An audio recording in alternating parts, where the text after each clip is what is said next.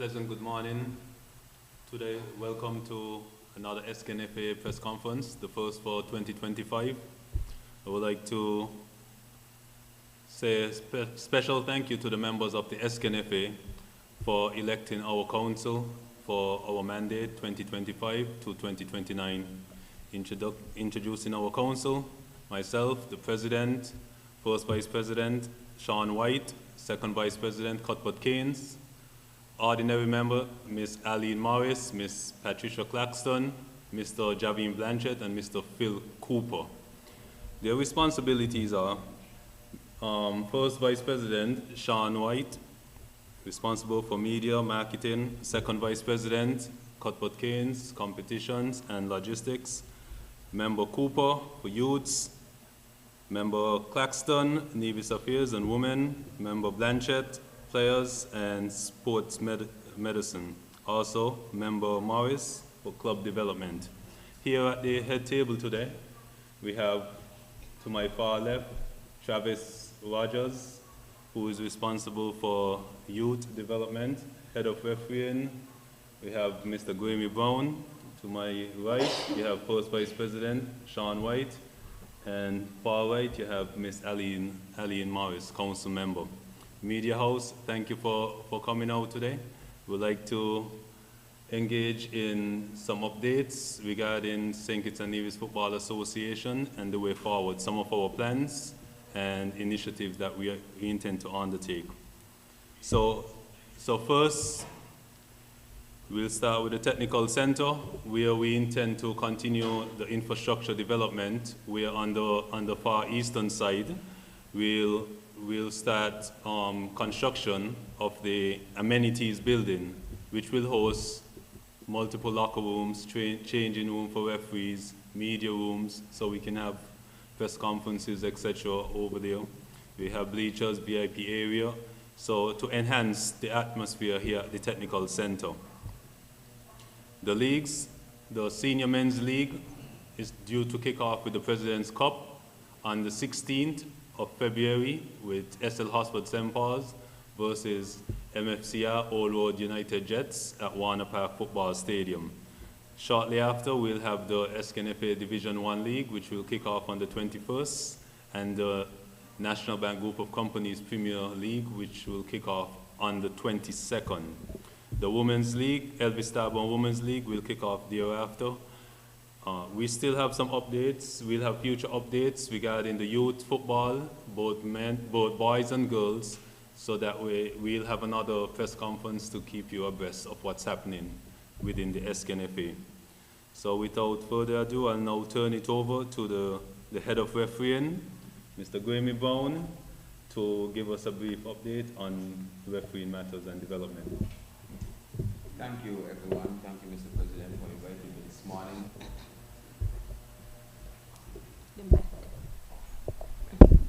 Sorry, my apologies. Thank you, everyone. Thank you, Mr. President and council members, for inviting me this morning to give you a brief synopsis of what's been happening on the refereeing development in St. Kitts and Nevis.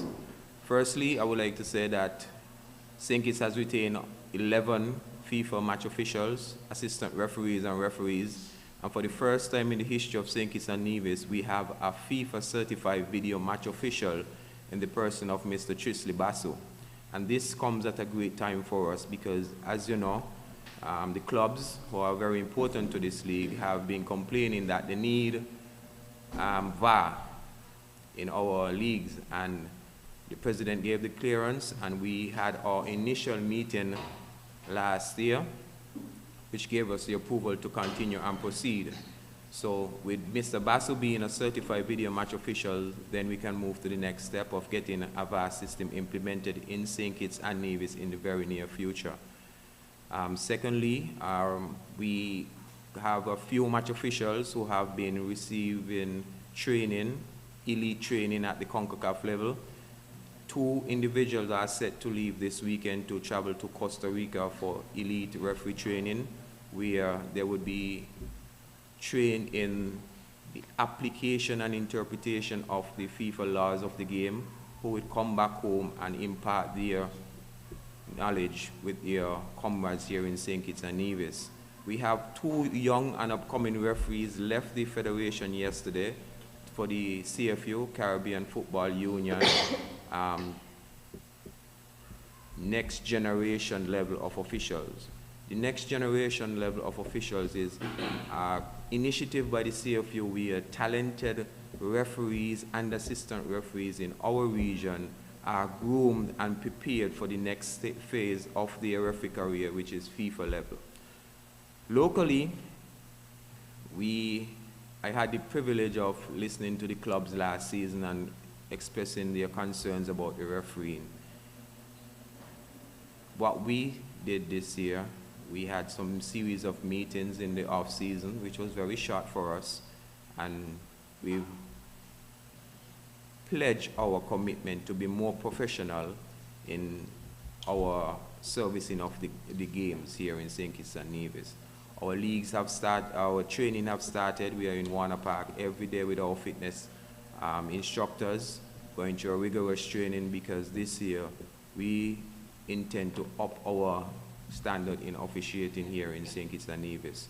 Also last year we had our FIFA MA course, where instructors from FIFA came in and provided clarification, interpretation, and went through some technical sessions on the field of play in St. Kitts, at the technical center. We intend not only to educate and improve our performance on the field, but our referee assessors, they play a critical role in the improvement of our match officials. So very soon, training will be coming for them as well. So I just want to thank everyone, and if the media have time, they could come out and see the rigorous training that the referees are going through this year as they pledge to improve their performances, not on the pitch only, but off the pitch. Also, let me take this opportunity as well to say to the general public or anyone listening to this, if there is any male or female who want to join the refereeing fraternity, we are welcoming members. We will start our recruitment campaign very soon. We know we are in the middle of our sports term, but we are still going out because, as you know, you heard the president said a while ago, the female league will be kicking off thereafter in short order.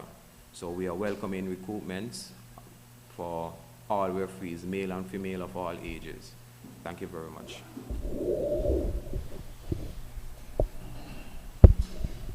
Thank you, Head of Refereeing. As we proceed, we pledge to provide opportunities for our players. A number of our players have been undertaking tryouts already, in Tikwani Williams, who is currently in Kosovo, and Gabriel Vanterpool, who is in Estonia. And shortly, late in a matter of days, we'll have another player or two going off for further opportunities. Our national youth programs has been ongoing, and we continue to pledge our efforts and to develop our youths and provide the opportunity for them. Yes, I know development takes time, development can be painful at times, and I know the commitment from the technical staff is there.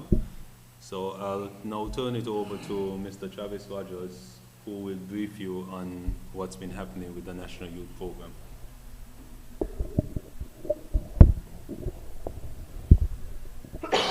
Good morning, everybody.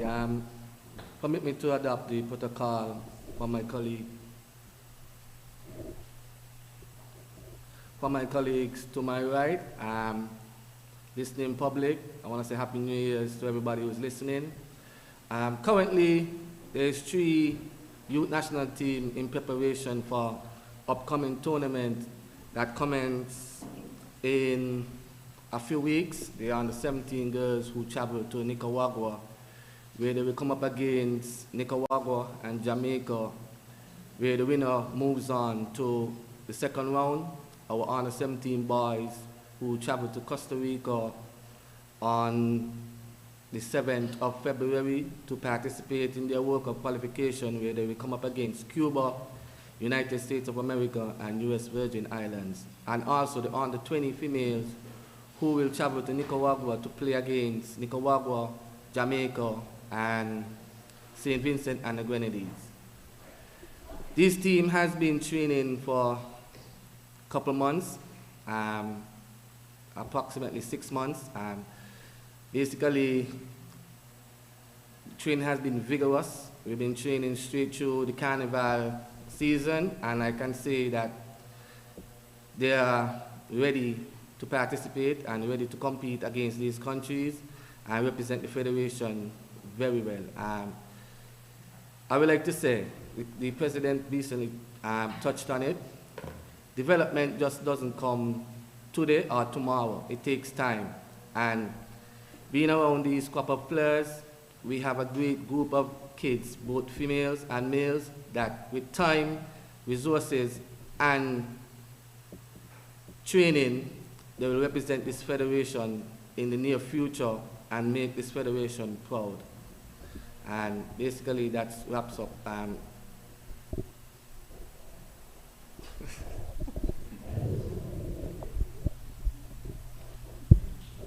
Thank you, Mr. Rogers, for the brief update on what's been happening with the National Youth Program. I'll now turn it over to First Vice President, Mr. Sean White, to give us an update on future player support and corporate sponsors, what's been happening here with the Sknfa. Good morning, everyone. Protocol established. Let me just say that we're on the cusp of another football season. We had meetings with National Bank yesterday with higher level management, marketing team, managing director, and they have expressed their enthusiasm in getting the league started. One of the key highlights that we discussed yesterday was that we haven't seen in a while is the March pass for the Premier League. I mean, we wish we could have it for all the leagues, but you know, National Bank Group of Companies is the premier sponsor for the Premier League, so they have highlighted that's one of the things that they want to see coming back on stream. So over the next couple of weeks, we'll be working along with the clubs to see how we can get that organized, because I think that would bode well for our product. Last year we saw a lot of incentives, marketing incentives by National Bank, which was the 10% off. I think it's up to 50% off on season passes. It was 10% off on tickets once you use the National Bank cards. There was kick for cash. There was a bunch of economic incentives for the fans. But this year, we briefly discussed, and we plan to develop it as soon as possible. In the 4-year partnership, there's a financial literacy component inside of that partnership. We are now going to provide, or try to provide, a more economic incentives to the clubs in the name of a player endowment fund. Now we call it the player endowment fund because the support that the clubs get from the Sknfa, they can use it for anything they want, of operations, logistics, but it's never really passed down directly to the players in the form of a stipend. And if you looked at the election period, I mean, a lot of the talk was surrounding the players not benefiting, you know, everyone around the game benefiting and not the players. So one of the things we really discussed is part of that sponsorship can go into an endowment fund, and that endowment fund would allow the clubs now to pass down to the players a stipend, and only the players, Mr. President, I think it's just only the players. I don't think the coaches or anybody else, the players. Should I mention the amount? the initial amount, I mean, we're thinking, I mean, there's 10 clubs in the Premier. I mean, it's only the Premier, again, because National Bank is the Premier sponsor. And we've spoken about them facilitating the fund where the monies will go into a sort of like an escrow account for the clubs, and then the stipends will be paid to the players individually. So it still needs to be developed, but that is one of the most critical things that we discussed yesterday. I think the players will be very, very excited about that. And an endowment fund really it's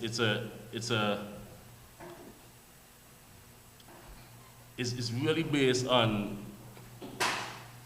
what we set out for the mandate to be. So, I mean, like I said, you can't use it for anything, but then also what the clubs can do is add to it. So, I mean, any future gate receipts, commercialization, anything that the club will engage into increased economic activity for the clubs, they can put it into that fund, but they can't take it out. So the players, I mean, if the base is 5,000 per club, you can, if you sell jerseys, if you get any gate receipts, you can put whatever percentage into it, and then that will pass down to the players. So that was one of the most critical things we spoke about yesterday. But on top of that, FIFA Plus should be coming back on the stream next season. I mean, you have access to over 250 million viewers across the world. I mean, that adds brand exposure to all the corporate sponsors of the clubs, the Sknfa, and our premier sponsor. It increases scouting analysis for players. I mean, here is it now, a scout can stay in the middle of the United States and watch our games and, you know, handpick players that they deem necessary for their own mandate. So that's pretty much for now. I mean, we're going to have subsequent press conferences and communications as to what we're going to do from the marketing standpoint, but that player endowment fund is something that we're going to work on vigorously to come and stream for the new season.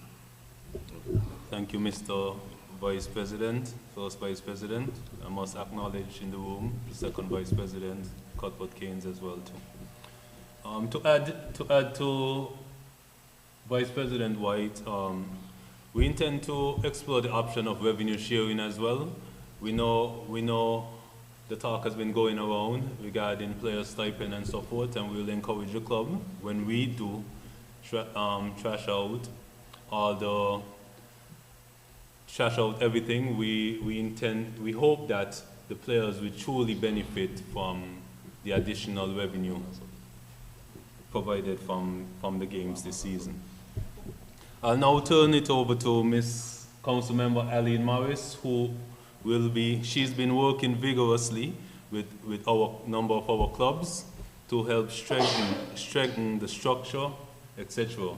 Because we want to be able to be the leading country in this part of the world when it comes to having strong clubs, strong governance, etc. within our football.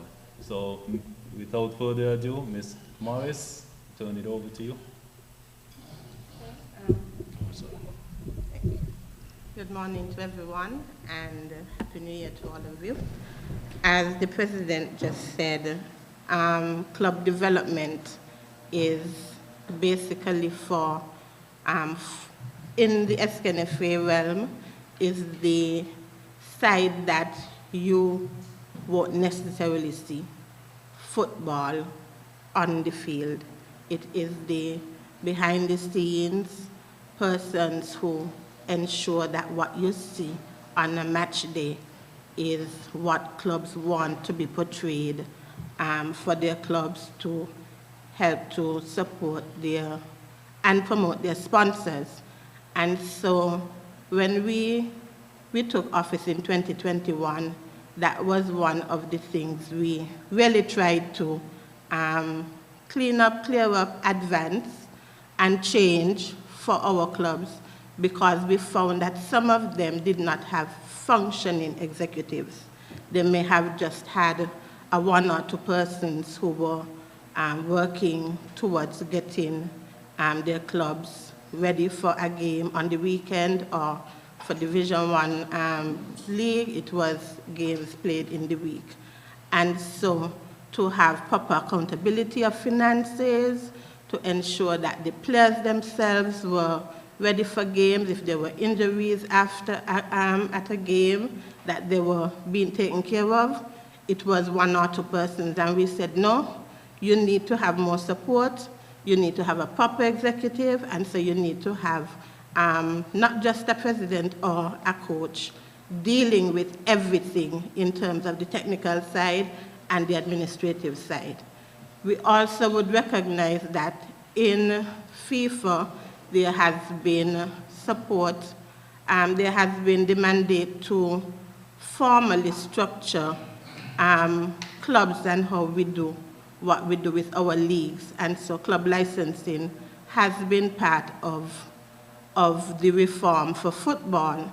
We met it, we improved it, and we are continuing to improve the club licensing. And so we continue to support our clubs and the executive arm of the clubs to ensure that as the fans are ready for a match day where the players would have their training and put on a good game, we also want the administrative arm to function as effectively so that better performances would be given because of the strong structure of the executive. And so during our term, hopefully sooner rather than later, we will be engaging our clubs, the executives especially, in some training sessions.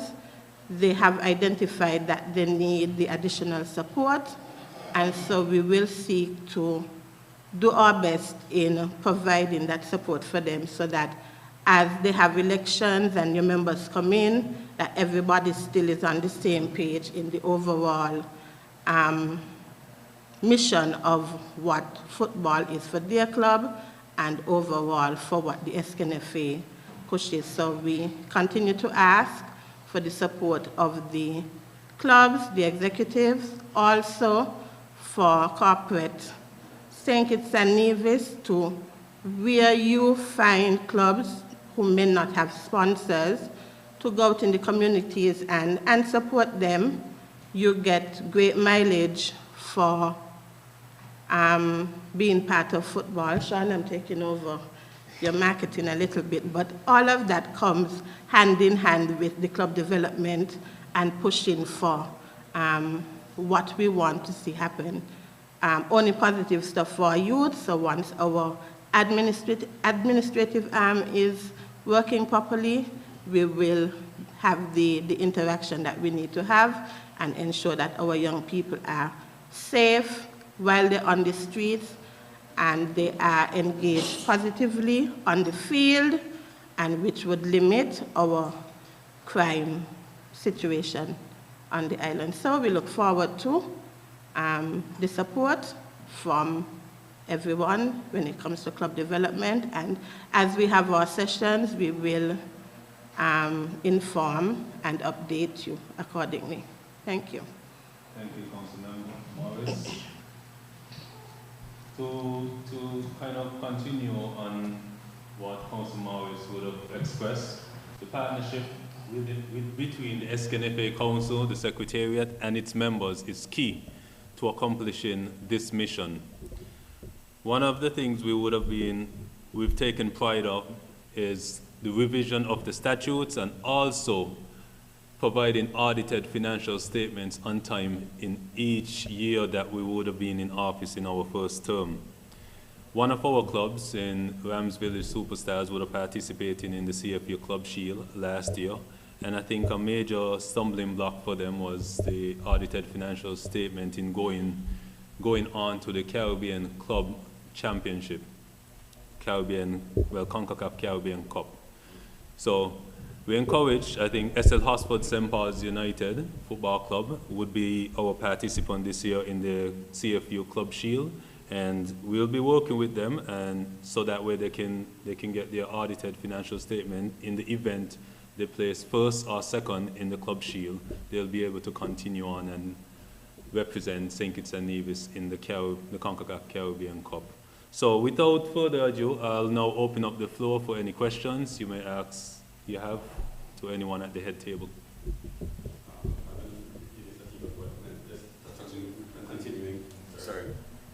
Continuing on the club licensing, I guess, project here, how far do you think the clubs are from really understanding that, how important is that, and how closely are you all working with them to get them to understand the importance of this for them for it to benefit them in the future, more or less? I think last year when we started pushing a little bit harder, I mean, you know the frustration of change. Change is not easy. Sometimes it can be painful. But the good thing about it, this year now we're seeing all the clubs are now engaged and submitting their documents on time. At first, last year, the year before, it was a little bit of a challenge, but now this year, you still have some challenges, but it's improving. And I'll let Council Member Morris kind of elaborate on it later on, as maybe not in this press conference, but in a future press conference, to give you the final synopsis of what would have taken place, as the league is about to start in a few weeks. In Sugar City FM, congratulations first and foremost on the second term as president and your members. The recent election, it was a close one and at the same time not that close. So which means there probably were a lot of concerns. I noticed the vice president and yourself iron out the funds part of it in terms of trickling down to the players. Were there any other concerns that you can put on the table now that you see the organization will likely to work on going forward, to providing a better service or putting together a better package, for the, you might not be able to please everybody, but at least, some of the concerns which would have lead up to the elections. Also, you mentioned the technical center work to be done or continue here. Is this a sign that we're actually seeing a shift from Warner Park? Because we know of the issues that the associations were having with the ministry. Has that been ironed out, or is it the same process in terms of Warner Park? So I'll ask those for now. Thank you. So one of the concerns going around to the members, communication, effective communication, which means that in itself it goes both ways. But from the Sknfa standpoint, we pledge to improve and have effective communication going forward. We're gonna help our staff at the Secretariat to maybe undergo some workshops, some training and so forth, customer service and etc., so that way they can improve on their abilities. Regarding the technical center in Warner Park, I think I would have mentioned it previously. Warner Park is our national stadium. The technical center, we're developing the technical center, but we're not shifting football from Warner Park. Division 1, this is the home for Division 1, and Warner Park will still remain the home for Premier Division. So we'll continue to work with the government so that way we can develop Warner Park. The lease agreement hasn't been signed, so we're still negotiating. There's some terms and conditions in there that we still need to ratify and agree on. So once we can agree on those terms, I think we can move forward with assisting in developing Warner Park Football Stadium.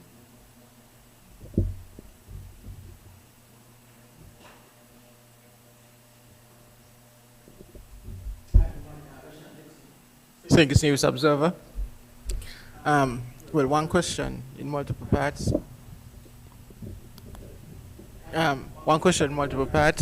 You spoke about the payments for players, the new facility that you're about to introduce for the Premier Division players. But my question relates to what is in the pipeline for Division 1 players and also players in the female league. And the second part of the question is, how would it work, for example, if a player is on a disciplinary suspension and that kind of thing?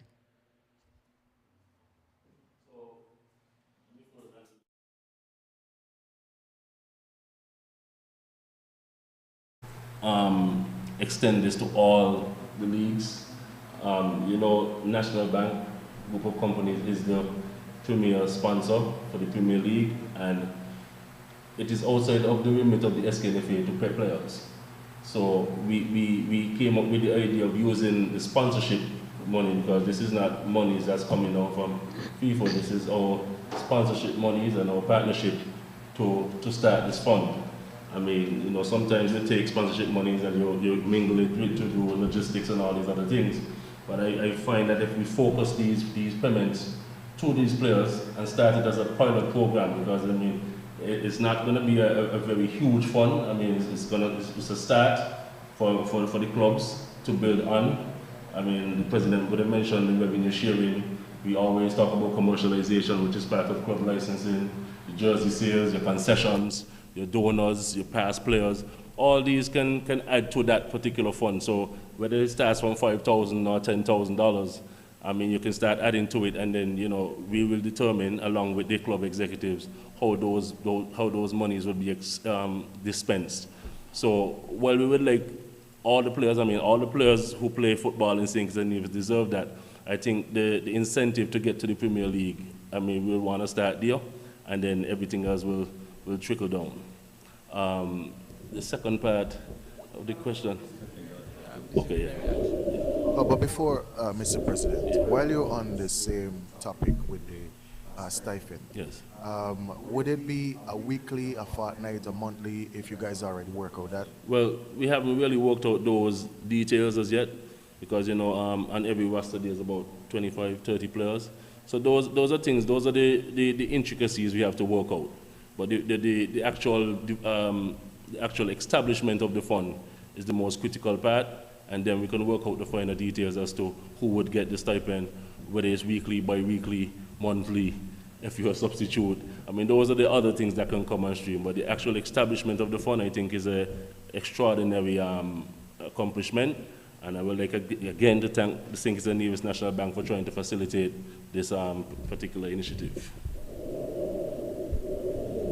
Regarding the disciplinary matters, we have a disciplinary and ethics committee, and we also have the appeals committee as well. So I think we were here last time, we would have expressed our trust and confidence in the disciplinary and ethics committee.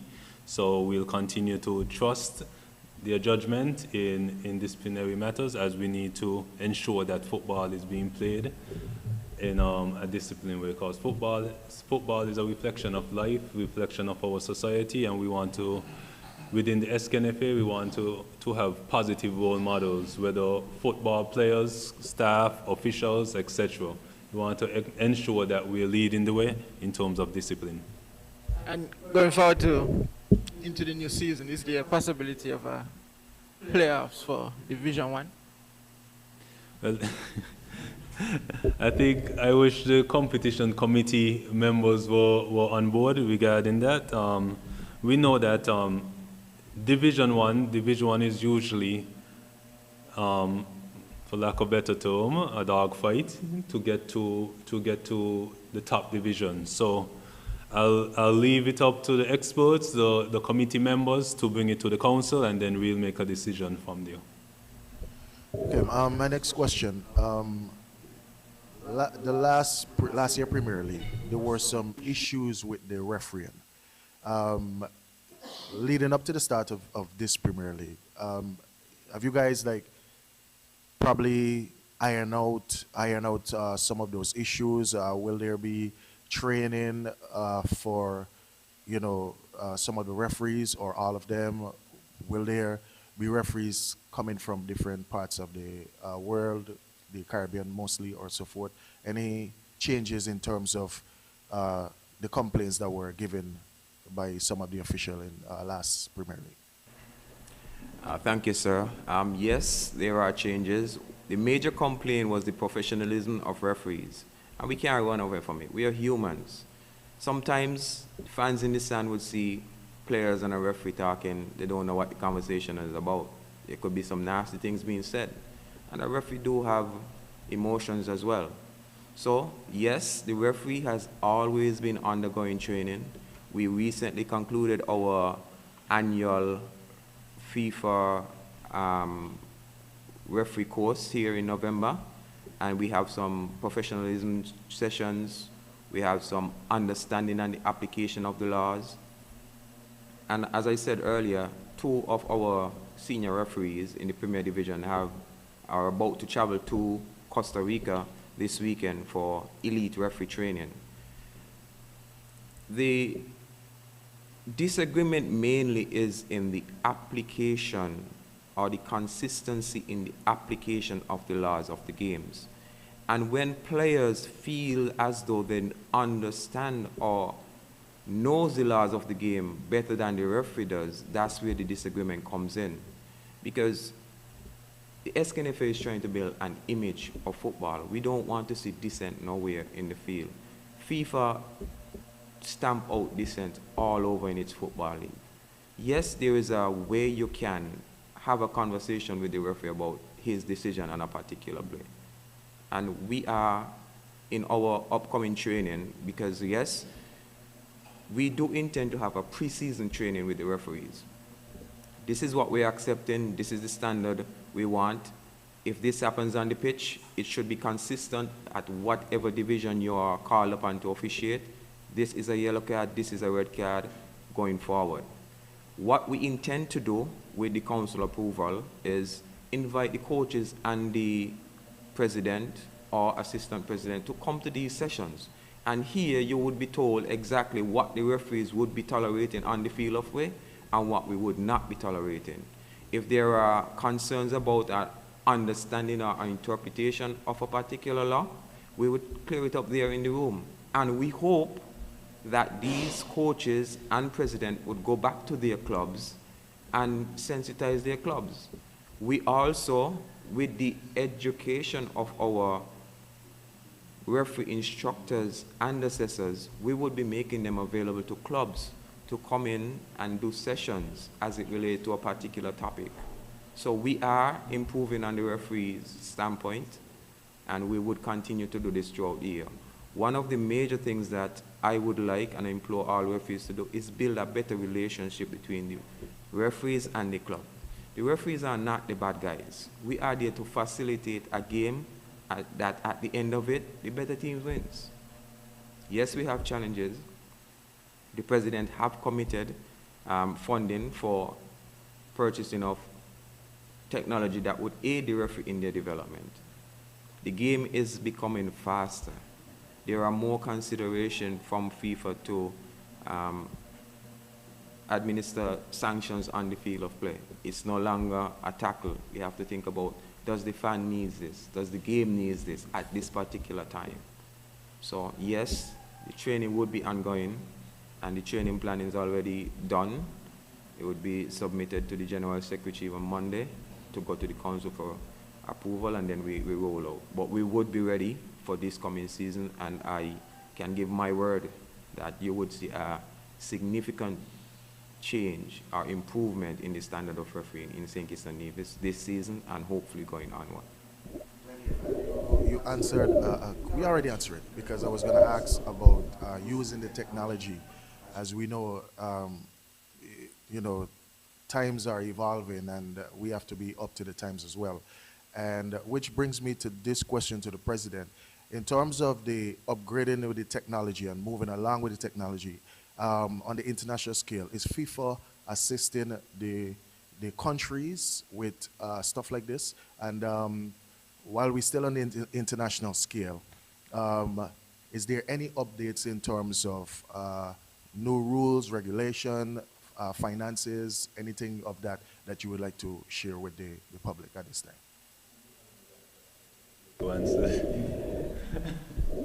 As it relates to refereeing and FIFA assisting and CONCACAF, yes, FIFA is assisting and CONCACAF. Locally, we do not have our VAR operation room set up as yet, but CONCACAF has committed its VAR operation rooms in Miami to bring a handful of our referees to that center where they would be trained. FIFA as well have sent out a training program that they would be assisting our match official online first, and then in the operations room. So yes, they have committed funding. Sometimes it does not be in the form of the actual cash, but they would offset the costs in accommodations and flight and a stipend throughout the training sessions. But yes, they are improving. As it relates to you didn't ask about new rules in the games. Yeah, well, in terms of FIFA change, updating rules. Oh, yes. Yes, there was some changes. There was an amendment that was circulated in the middle of last year. But because we already start the league under one set of rules, we cannot go in the middle and change these rules. One of the key changes is that no longer would a crowd of players be able to mob the referee and question a call.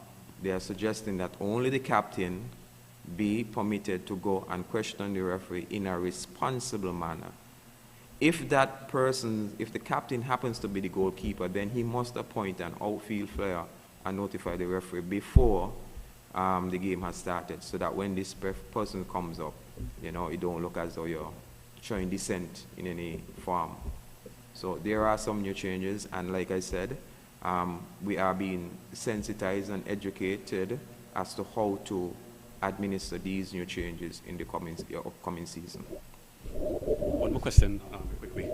How do you feel to have two referees on the CFU team, or center next-gen referees that saw released recently?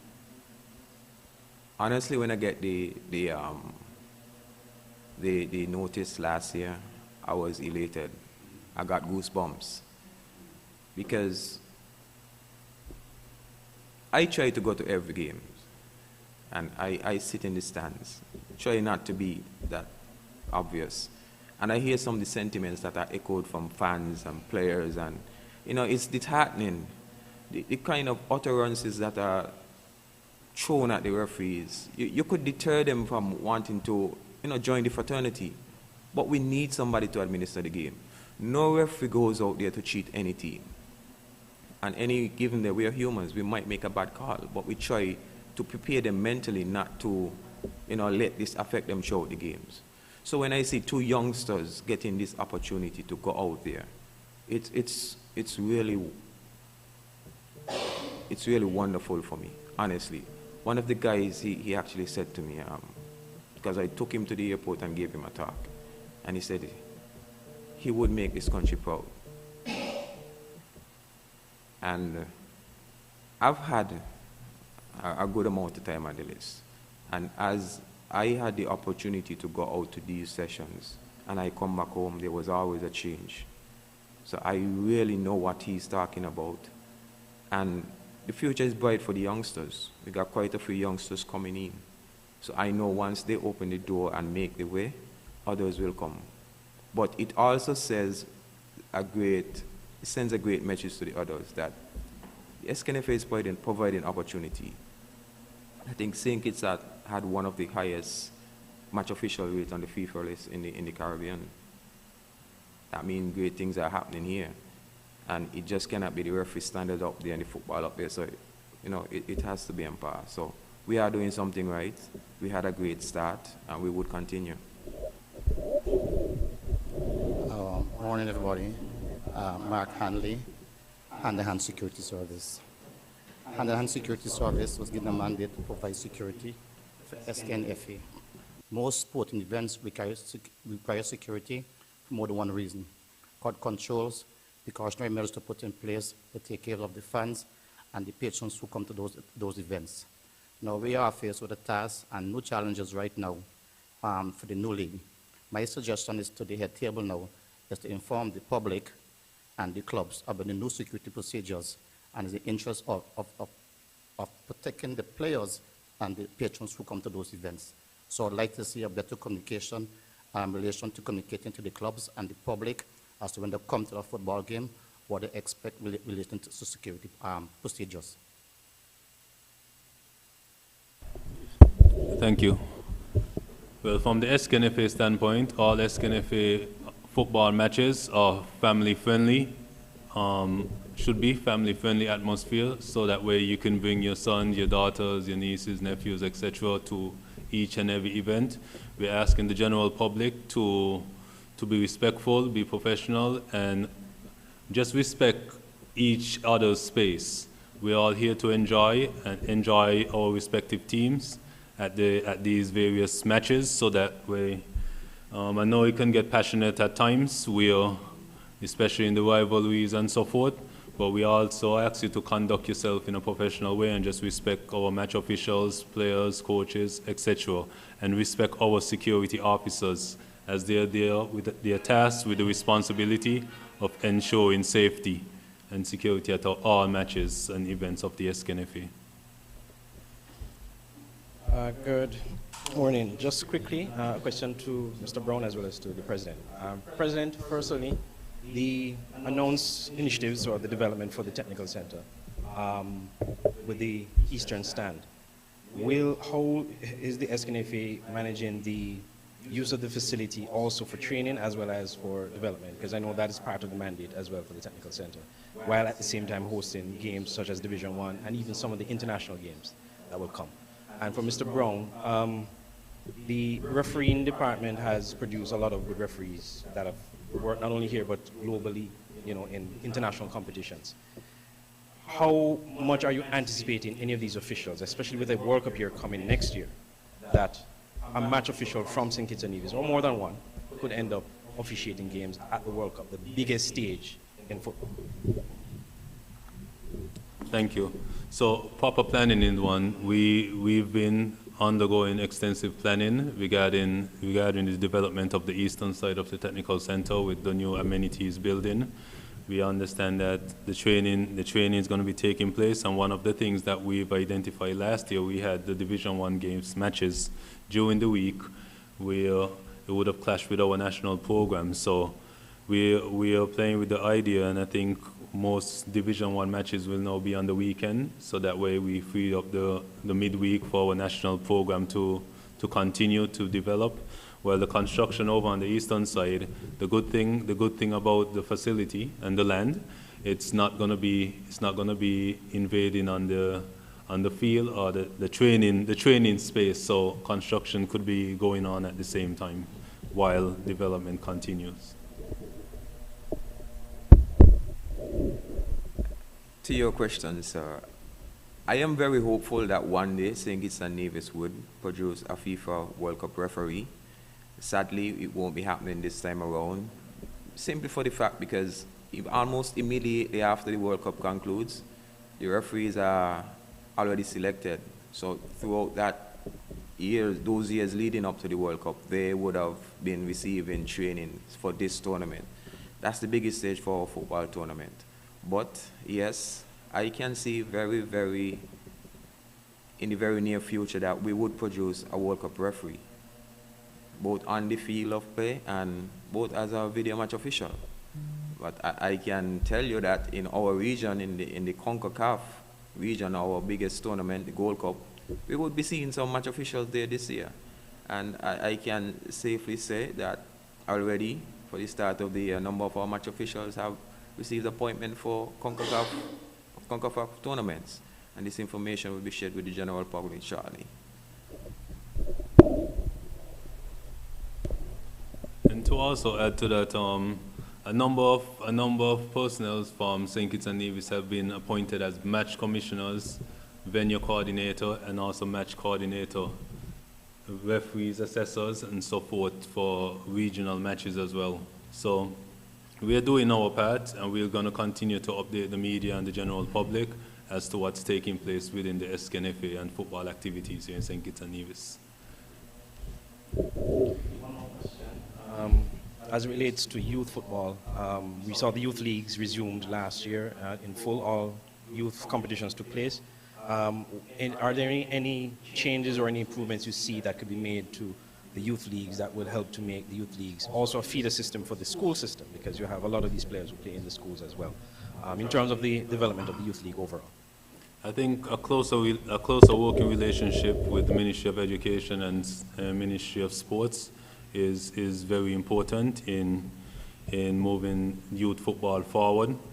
I think more competition for our youths. Our youths need to be playing a lot more than they've been playing in the past, and we've already started discussion since even before the league was completed. We noticed that our youths haven't played as many matches that they should have been playing. That's the foundation, and we really intend to enhance that and continue to work with them, work with the clubs, work with the schools, so forth. Also safeguarding of our children. That's a key factor in going forward. We don't want to see parents, coaches at matches arguing with the children, because we want to guide them. We want to guide them in a positive path. We want to ensure that they develop as strong role models, both male and female, going forward. And if there's no more question, I would like to again encourage the general public to come out February 16th, defending National Bank Group of Companies Premier League champion SL Hotspur St. Paul's United versus FA Cup, current FA Cup champions, MSCR Old Road United Jets on the 16th at 6:30 p.m. at Warner Park Football Stadium. Shortly after, we'll kick off the National Bank Group of Companies Premier League on the 22nd of February, Sknfa Division 1 Senior Men's League on February 21st here at the Technical Center, and the Elvis Starborn Women's League and Match First. So looking forward to seeing you there. Continue to support football here in St. Kitts and Nevis, and we promise to do our best to make you proud.